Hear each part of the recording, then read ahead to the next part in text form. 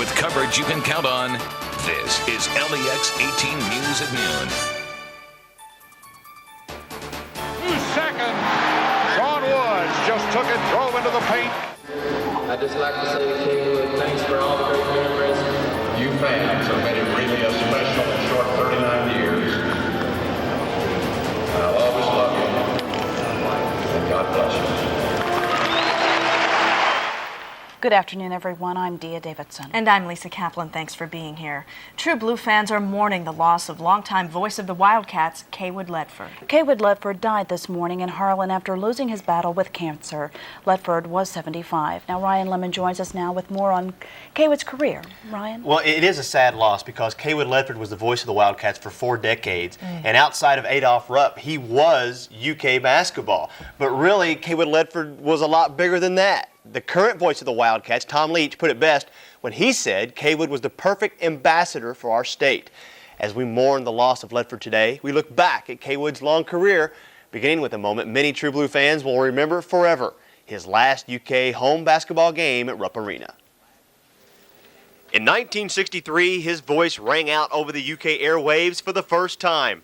39 years later, with thousands of True Blue fans listening, he called his last home game at Rupp Arena with no butterflies, no regrets.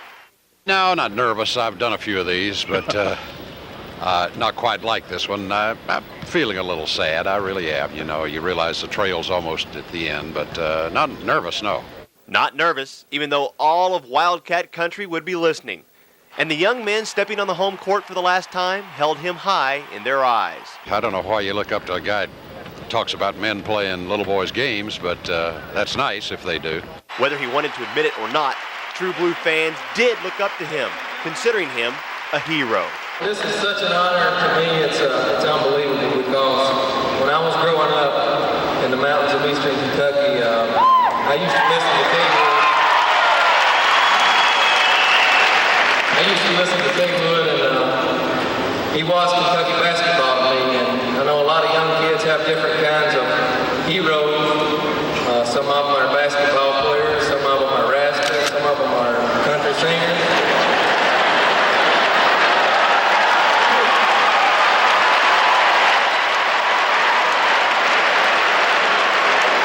One of mine was Cawood Ledford. And Cawood will remain a hero for many years to come.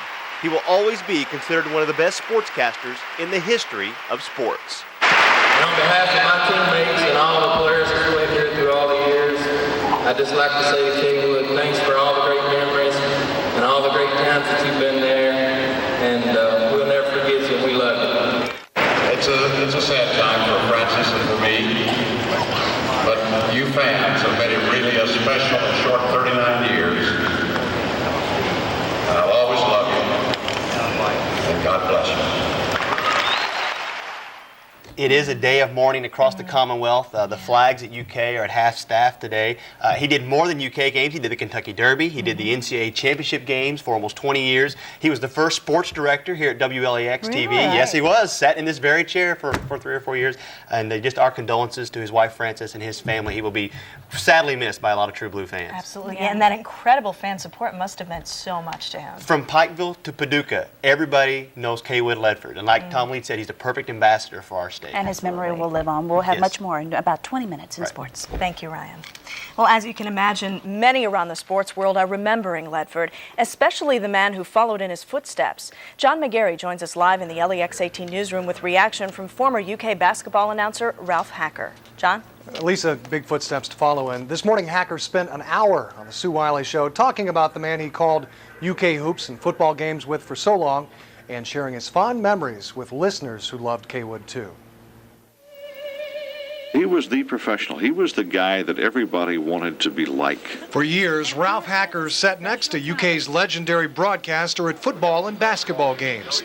He says the man who began as a teacher never stopped teaching. Did the ball games I took for 3 years. I took tapes up to him every football game, every basketball game. We sat down and went over them.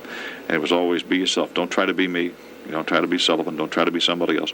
You just be you. Fellow veteran broadcasters like Sue Wiley and Ralph Hacker say Ledford was not only a considerable talent, he was also funny, generous, and Hacker says, quite unaware of what he meant to Kentuckians. I think he knew that he was well liked. I think he knew that he was accepted, and I think he knew that nobody was ever going to replace him.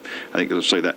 But I think in the last 2 or 3 years of his broadcasting life, now I'm not talking about now, I'm talking about the broadcasting life, that's when the outpouring really started coming. Here's a little story about Cawood, and by the way, Cawood, first name's all you need when you're talking to a Kentuckian. He was once asked by legendary coach Adolph Rupp, soon after he began calling games there, after a game if he'd criticized Rupp's players. Cawood said yes, or maybe it was yes, sir. Rupp said that was fine by him, and Cawood never hesitated to call him like he saw him. Lisa, back to you. Thank you, John. As Ryan mentioned, Cawood Ledford also called the Kentucky Derby for years. Of course, the last UK basketball game he worked was the Kentucky Duke Thriller in 1992, which many consider the greatest college hoops game ever. So many people share good memories of Ledford, including former UK basketball coach and current University of Louisville basketball coach Rick Pitino. Pitino says he used to listen to Ledford on the radio after he left Kentucky in 1997. He says Ledford made him feel like he was actually in the arena. Governor Paul Patton also released a statement about Cawood saying, quote, "He was one of our greatest ambassadors who projected a positive image of the Commonwealth. He will be missed, but his voice will be with us forever." Another man who remembers the voice of the Wildcats is Van Florence, director of the UK Basketball Museum. Our Lee Cruz joins us live there with more. Lee? Guys, yeah, Cawood has been memorialized here at the museum for quite some time, since its inception, and the director of the museum now, Van Florence, is with us. Cawood, of course, meant UK basketball to every UK fan.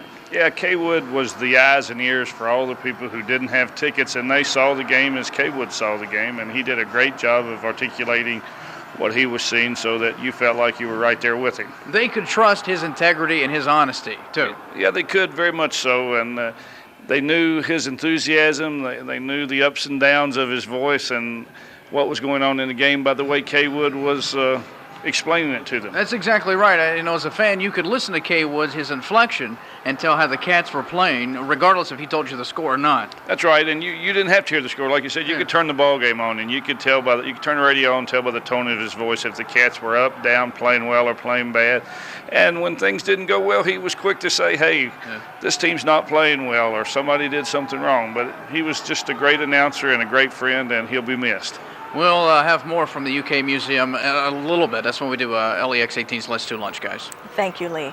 True Blue fans will remember that Cawood began his career right here at LEX-18, and Dia has more on that. That's right, Lisa. In fact, Ledford started when it was WLEX Radio in 1953 and called the UK Games. When WLEX-TV went on the air in 1955, he became the first sports announcer. The thing I guess I remember most about Channel 18 going on the air was how anxious all of us were for television experience. None of us had any then. We all worked in radio. They brought in a director and a program director from outside, and actually they didn't seem to know a whole lot more than we did. So we all started together, and it was fairly comical, I'm sure, at the beginning. That footage was from WLEX-TV's 25th anniversary celebration back in 1980. Once again, Cawood Ledford died this morning at a hospital in Harlan after a long battle with cancer. He was 75 years old. We want to tell you what we know about the funeral arrangements at this time. Mount Pleasant Funeral Home in Harlan will be handling the arrangements. No details have been finalized at this time, but a spokesperson for UK says the university is planning a memorial service. No details have been worked out yet. We will let you know the details, though, as soon as we get them. Several years ago, Alan Cutler went to Harlan County to visit with Cawood Ledford on his farm. When we took another look at the story this morning, we didn't think we should edit a bit of it. Here's that 1994 visit with Cawood and Alan.